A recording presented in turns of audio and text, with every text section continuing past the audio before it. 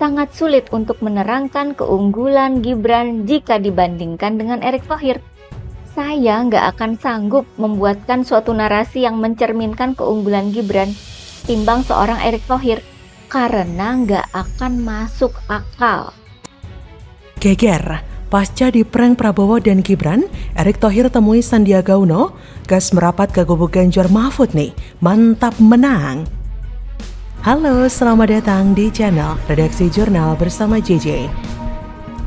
Mas Gibran harus bisa membuktikan diri dulu.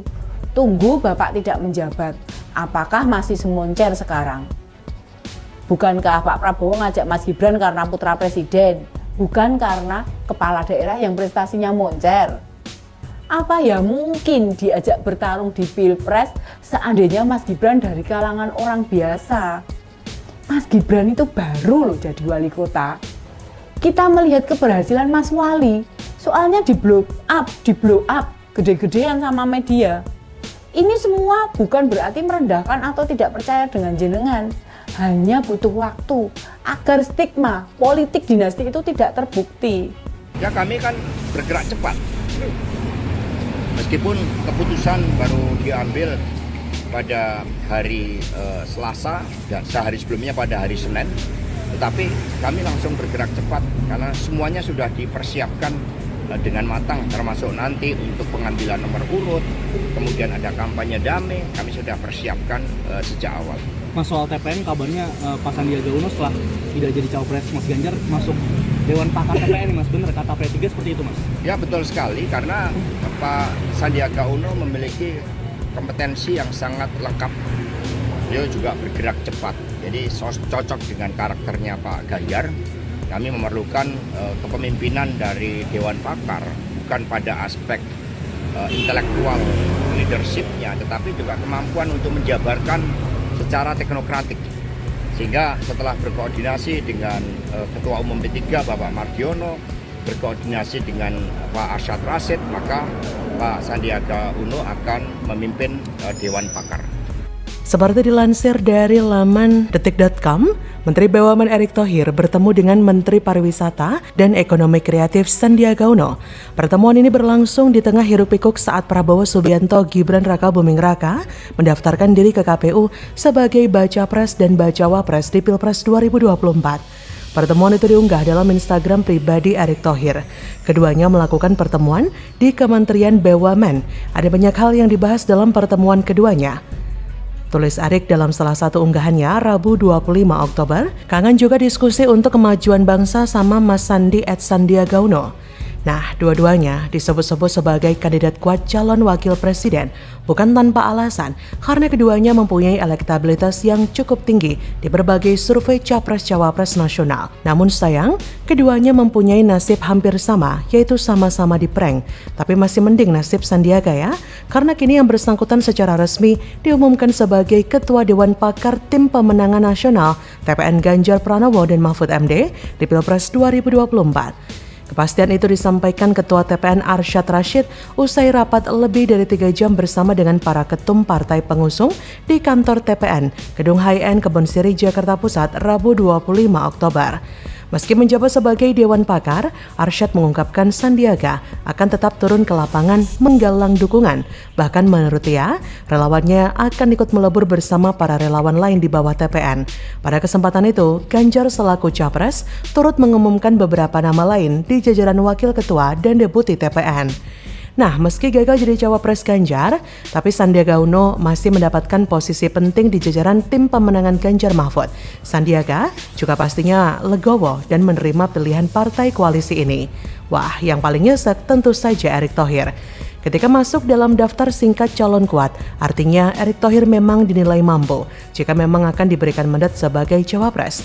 Tidak hanya di kubu Ganjar, tapi di kubu Prabowo pun waktu itu nama Erick merupakan salah satu calon yang kuat.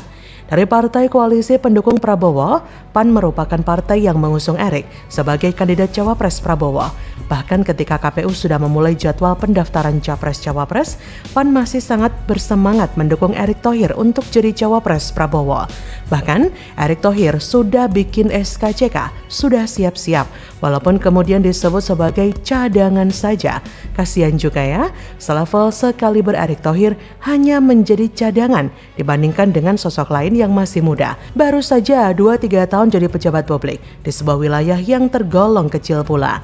Di mana-mana, Erick Thohir memang sangat unggul dibandingkan Gibran. Sangat sulit untuk menerangkan keunggulan Gibran jika dibandingkan dengan Erick Thohir. Saya nggak akan sanggup membuat suatu narasi yang mencerminkan keunggulan Gibran ketimbang seorang Erick Thohir, karena nggak akan masuk akal di luar Nurul ya. Hahaha. Akhirnya Erick Thohir pun dikalahkan Gibran. Saya kira pastilah ada kekecewaan dalam hati seorang Erick Thohir. Ini bisa saja dilihat dari postingan beliau di akun media sosialnya. Erick pernah memajang foto kebersamaan dirinya dengan Prabowo dalam acara perayaan Hari Santri Nasional. Postingan itu disertai dengan kata-kata seperti berikut ini, harus banyak bersabar, begitu kata Erick, seakan menasihati dirinya sendiri. Nah, ketika pasangan Prabowo Gibran mendaftar ke KPU, kegiatan Erick Thohir adalah bertemu dengan Sandiaga, teman lama yang sekarang sama-sama jadi menteri. Melihat keakraban mereka berdua, saya jadi ingin mengusulkan agar Pak Erick Thohir bergabung saja masuk ke dalam tim ses Ganjar Mahfud. Ikut berjuang di jalan yang benar, insya Allah tidak akan terzalimi seperti kemarin di kubu Prabowo. Di sini nggak ada anak presiden yang sedang berkuasa. Kalau anak mantan presiden sih pastinya ada. Tentu saja tidak akan memaksakan ambisi pribadi seperti yang di sana itu tuh. Kita memperjuangkan kemenangan untuk rakyat. Rakyat yang sangat paham bahwasanya walaupun Pak Erick berdandan dan berakting seperti tukang jualan sayur, itu tidak akan melunturkan kemampuan dan keunggulan seorang Erick Thohir yang sudah terbukti prestasi dan kinerjanya. Sementara buah mangga hasil karbitan tidak akan semanis buah yang masak di pohon. Begitulah buah-buah karbitan. Bagaimana menurut Anda? Pak Jokowi itu ngono lho, mentang-mentang. Lah iya, padahal Pak Jokowi kalau nggak ada PDI Perjuangan juga aduh kasihan dah.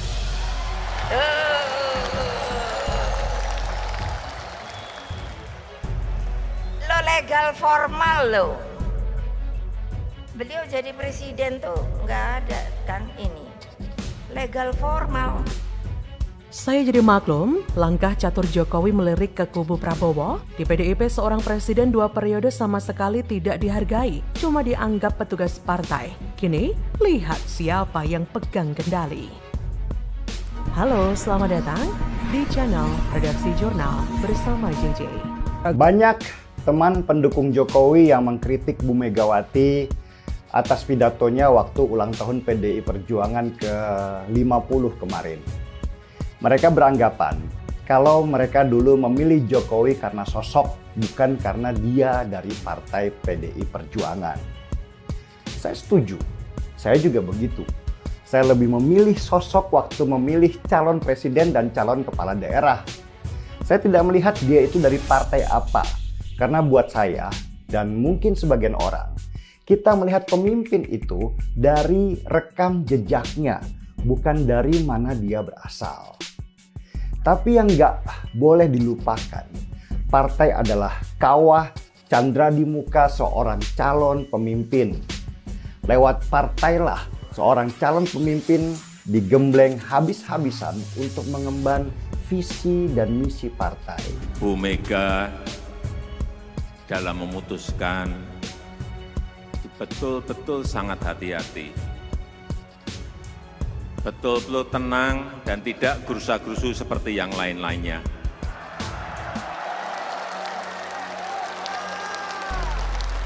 Didesak-desak dari manapun tidak goyah. Meskipun namanya sudah di kantongnya Bu Mega. Tidak ada satu pihak pun yang bisa mengurus negeri ini sendirian. Semua harus bekerja sama dengan kuat dalam semangat gotong royong. Kenapa gotong royong? Karena dalam konsep gotong royong, semua pihak adalah saling melengkapi dan saling membutuhkan.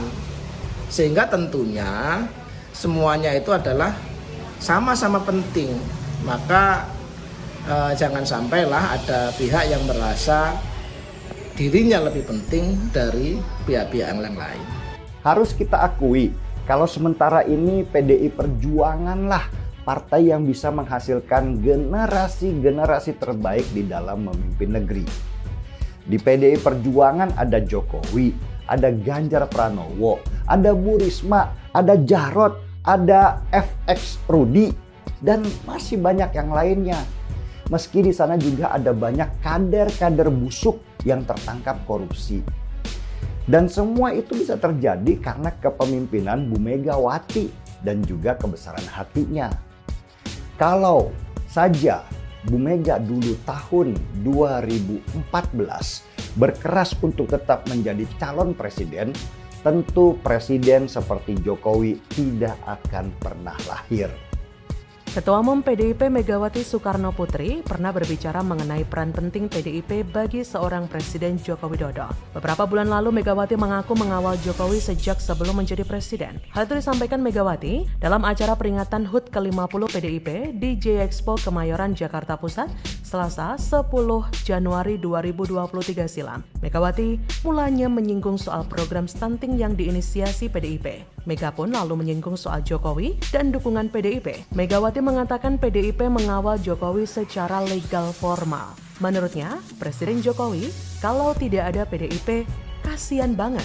Megawati juga menceritakan saat dirinya mengusulkan Ma'ruf Amin menjadi pendamping Jokowi di periode kedua. Megawati mengatakan, dulunya Ma'ruf Amin sama-sama berada di BPIP. Selain itu, Megawati menyarankan agar Mahfud MD menjadi Menko Polhukam. Megawati mengatakan beberapa orang di BPIP kini digeser untuk membantu Jokowi di pemerintahan. Pernyataan Megawati yang mengatakan jika Jokowi akan bernasib menyedihkan jika tidak ada PDIP juga viral dan menjadi perbincangan publik kini. Bahkan ada yang merasa iba dengan Presiden Jokowi. Apakah ini sebagai